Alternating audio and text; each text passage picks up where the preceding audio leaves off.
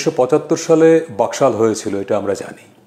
কিন্তু এই বাকশাল তখন কি কারণে, কোন পরিস্থিতিতে করতে হলো এবং এই ইস্যুটি নিয়ে ওই সময়ে জাতীয় সংসদে কি হয়েছিল, কি বিতর্ক হয়েছিল, কি প্রতিক্রিয়া হয়েছিল, সেটি আমরা কতজন আসলে জানি। তো আপনাদের একটা বই দেখাই।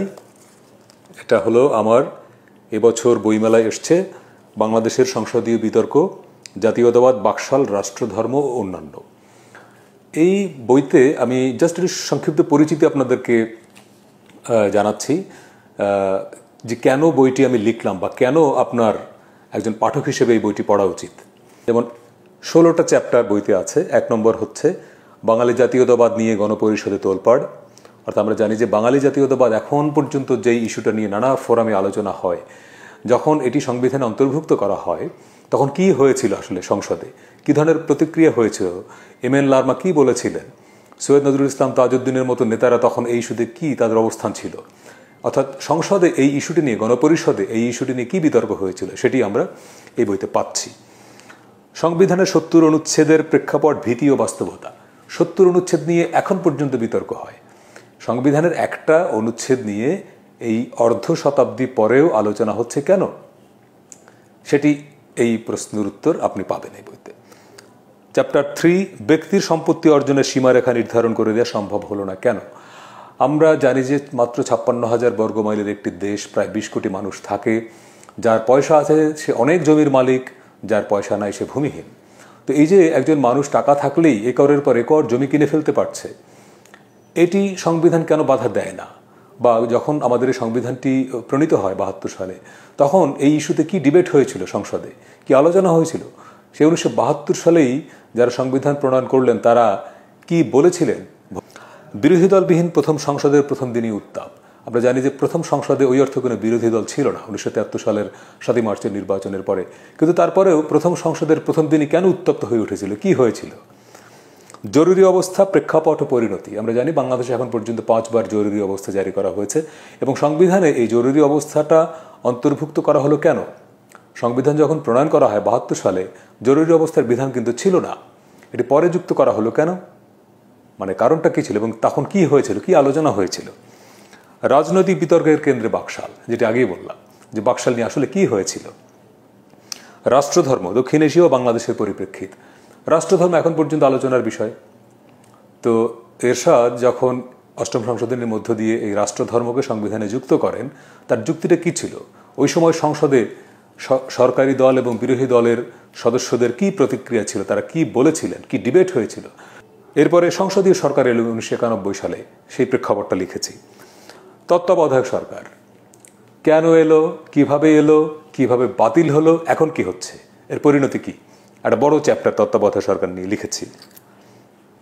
পঞ্চদশ সংশোধনী, বাংলাদেশের সংবিধানের ইতিহাসে সবচেয়ে গুরুত্বপূর্ণ অধ্যায় বলি আমি, কারণ এই পঞ্চদশ সংশোধনীর মধ্য দিয়ে পুরো সংবিধানকে খোলনলচে পাল্টে ফেলা হয়েছে এবং এমন অদ্ভুত সব জিনিস ঢুকানো হয়েছে যা পৃথিবীর ইতিহাসে বিরল। তো কি কি হয়েছিল আসলে সেটিও একটা চ্যাপ্টারে লিখেছি। নবম সংসদ খুব উত্তপ্ত ছিল, কারণ তখন বিরোধী দলে ছিল বিএনপি, সরকারি দলে ছিল আওয়ামী লীগ এবং আপনি জানেন তখন আব্দুল হামিদ ছিলেন স্পিকার। শাড়ি, চুড়ি, খুনি, এই সব শব্দ নিয়ে তোলপাড় হয়ে গিয়েছিল নবম সংসদ। তার একটা সামারি দিয়েছে যে নবম সংসদে আসলে কী হয়েছে। দশম ও একাদশ সংসদে আমরা জানি যে জাতীয় পার্টি বিরোধী দলে ছিল, কিন্তু তারা ছিল আসলে গৃহপালিত বিরোধী দল, আমি বলি এটাকে সরকারি বিরোধী দল। এই দুটি সংসদে জাতীয় পার্টির যে রোল, তার একটি অ্যানালাইসিস দেওয়ার চেষ্টা করেছি। দ্বাদশ সংসদ, সবশেষ সংসদ, যেটির মেয়াদ ছিল খুবই অল্প কিছুদিন, সেই সংসদে 2 জন খুব আলোচিত এমপি ছিলেন। একজন আওয়ামী লীগের সাবেক নেতা আব্দুল লতিফ সিদ্দিকী এবং সোশ্যাল মিডিয়ায় খুব আলোচিত একজন আইনজীবী ব্যারিস্টার সাইদুল হক সুমন। এই দুজনের একটা ইস্যু, মানে আব্দুল লতিফ সিদ্দিকী একটা বর্ষি তত্ত্ব দিয়েছিলেন, আর ব্যারিস্টার সাইদুল হক সুমন এবং জাতীয় পার্টির এমপি মুজিবুল হক চুন্নু, ওনারা একটা বিষয়ে বাহাসে অবতীর্ণ হয়েছিলেন। ফলে এই যে লতিফ সিদ্দিকী, চুন্নু এবং সুমন, 3 জনকে নিয়ে এই দ্বাদশ সংসদে যা হলো সে বিষয়ে একটা চ্যাপ্টার আছে। এবং সবশেষ চ্যাপ্টারটা লিখেছি ন্যায়পাল নিয়ে। আপনারা জানেন যে ন্যায়পাল পৃথিবীর অনেক দেশেই আছে, যে রাষ্ট্রে একটা ক্ষমতার ভারসাম্য বজায় রাখবার জন্য এটি একটি প্রতিষ্ঠান। এমন একজন ব্যক্তিকে বা এমন একজন ব্যক্তি সমন্বয়ের প্রতিষ্ঠান করা হয় যিনি সর্বজন শ্রদ্ধেয় মানুষ। আমাদের সংবিধানের শুরু থেকেই বিধানটি আছে একটি আইনও করা হয়েছিল, কিন্তু আজ পর্যন্ত ন্যায়পাল গঠন করা হয়নি। এবং আমাদের বর্তমান যিনি সরকারের প্রধান ডক্টর মোহাম্মদ ইউনূস, উনিও কিন্তু শুরুর দিকে বলেছেন যে ন্যায়পাল করা হবে। তো ন্যায়পাল জিনিসটা কি, পৃথিবীর কোন কোন দেশে আছে, এটা হলে কি হয়, বাংলাদেশে কেন করা গেল না, সমস্ত কিছু এই চ্যাপ্টারে আছে। তো এই 16টি চ্যাপ্টার আপনি এই বইয়ের মধ্যে পাবেন। বাংলাদেশের সংসদীয় বিতর্ক বইটি প্রকাশ করেছে মাতৃভাষা প্রকাশ, বইমেলায় আছে এটি। এটি স্টল হচ্ছে 338, 39, 40। ওনাদের স্টলটা হচ্ছে সোহরাওয়ার্দী উদ্যানের যে লেকটা তার দক্ষিণ দিকেই, কাছে লেকের পাড়েই। তো বইয়ের গায়ের দাম 390 টাকা বোধ হয়, 396 টাকা। তো আপনি এটা কমিশন দিয়ে এটাকে পাবেন 300 টাকায়। তো 300 টাকা হলেও এই বইটি আপনার জন্য খুব জরুরি। বিশেষ করে বাংলাদেশের রাজনীতি, সংসদ, এই বিষয়ে যার আগ্রহ আছে তার জন্য বইটি আমি বলবো যে অপরিহার্য। বিশেষ করে সংসদ, সংবিধান ইত্যাদি নিয়ে যারা পড়াশোনা করেন, বিশেষ করে আইনের ছাত্র, তাদের এটা পড়া উচিত। রাজনীতিবিদ, রাজনৈতিক কর্মী, তাদেরও এই বইটি পড়া উচিত।